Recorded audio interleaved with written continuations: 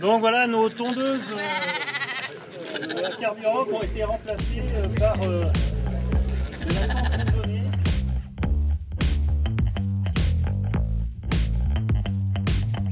Dans une société où l'on consomme aussi vite que l'on jette, cela fait 30 ans que le patron Yann Pinault dit stop.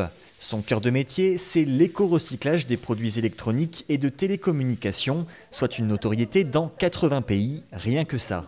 Alors forcément, quand le Conseil régional et la Fondation du patrimoine lui ont demandé la possibilité d'officialiser à domicile le lancement du Club des mécènes, une première en France destinée à aider les entreprises dans leurs projets de biodiversité, sa réponse a été immédiate.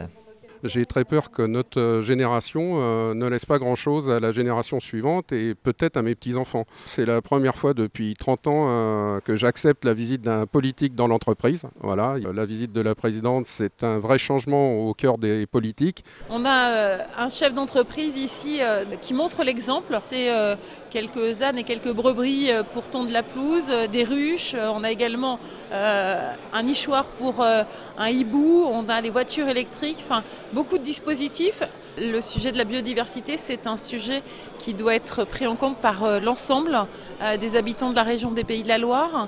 Et ma volonté, moi bien évidemment, c'est d'embarquer tout le monde vers cette thématique parce qu'aujourd'hui, quelques chiffres, une espèce disparaît sur Terre toutes les 20 minutes. Le lancement du Club des mécènes n'était pas la seule mesure environnementale prise au cours de la soirée.